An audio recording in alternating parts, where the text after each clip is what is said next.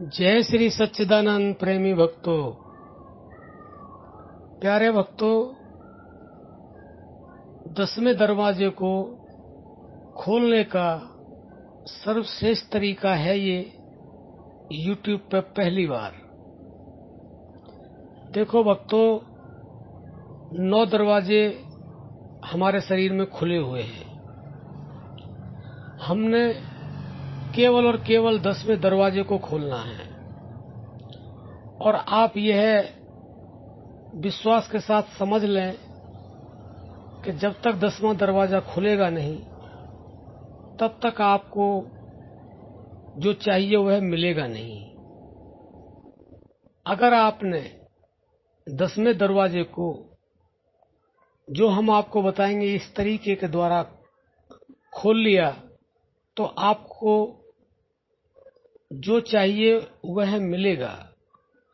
और यहां तक है कि आप भगवान के, परमात्मा के, उस अविनाशी के दर्शन भी आप तभी प्राप्त कर सकते हैं जब आपका 10वां दरवाजा खुलेगा।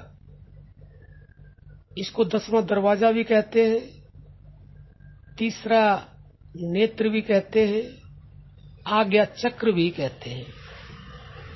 आज्ञा चक्र क्यों कहते हैं?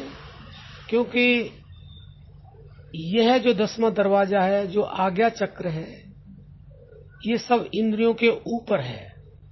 इसका जो स्थान है वह दोनों भौं के बीच में नासाग्र के अगले हिस्से में है, जहां पर माताएं बिंदी लगाती हैं।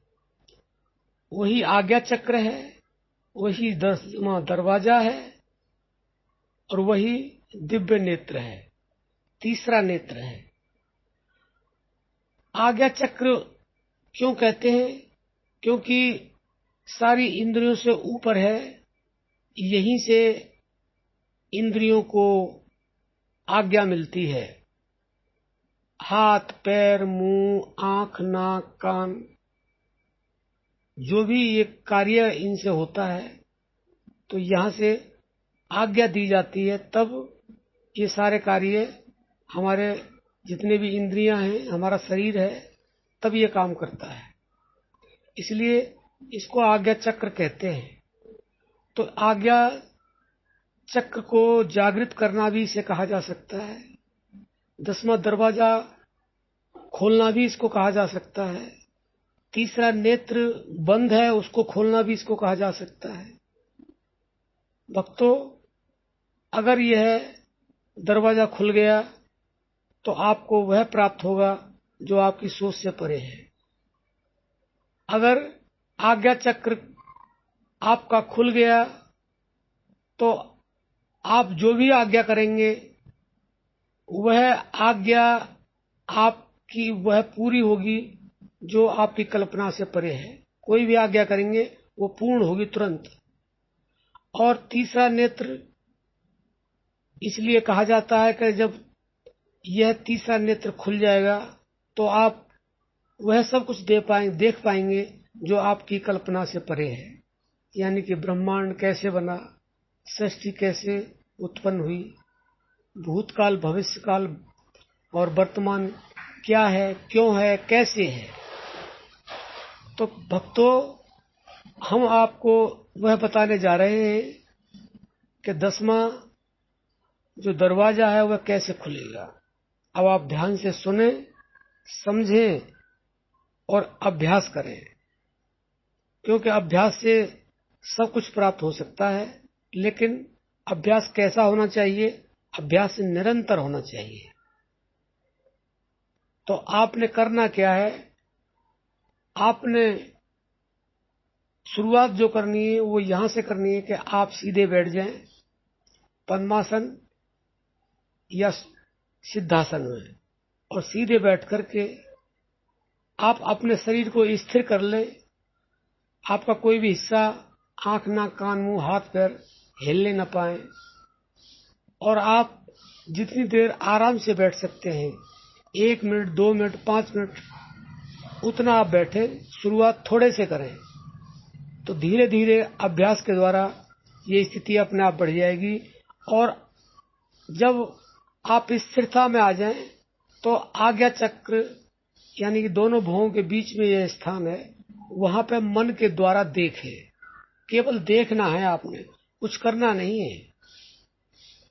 जब वहां देखते देखते आपकी स्थिरता बढ़ जाएगी तो उसके अंदर स्पंदन होना शुरू हो जाएगा।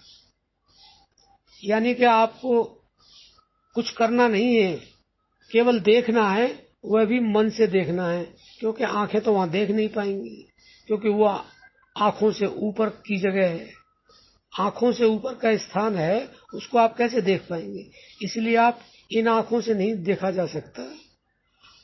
और जो उसको कहते हैं कि तीसरी आंख, वो दिव्य नेत्र है, और दिव्य को दिव्य से ही देखा जा सकता है। इसलिए ये मायावी आंखें हैं, इनसे वह दिव्य नेत्र नहीं देखा जा सकता।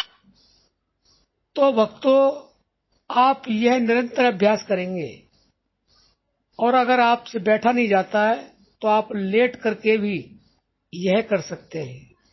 आप चलते फिरते भी यह कार्य कर सकते हैं। आप केवल और केवल अपनी दोनों भुवों के बीच में आज्ञा चक्र में तीसरी आंख में 10वें दरवाजे पर आप टकटकी लगा करके केवल देखते रहें, तो वो दरवाजा अपने आप हिलने लगेगा। आप जब आप टकटकी लगा करके उसको देखेंगे तो आप ये समझेगा आप उसको खटखटा रहे हैं, और जब खटखटाते रहोगे तो कभी न कभी तो वो दरवाजा खुलेगा। और जो दरवाजा खुल जाएगा तो हम आपको पहले ही बता चुके हैं कि आपको क्या मिलेगा। आपको वह मिलेगा जो आपकी सोच से परे है। तो भक्तों, अगर आप सब कुछ पाना चाहते हैं जो आपकी सोच से परे है, तो आपको 10वें दरवाजे को खोलना ही होगा। और खोलने का तरीका हमने साधारण तरीका और सबसे सुलभ और सर्वोत्तम तरीका बता दिया है। अब आगे हमारी अर्जी और आपकी मर्जी। जय श्री सच्चिदानंद।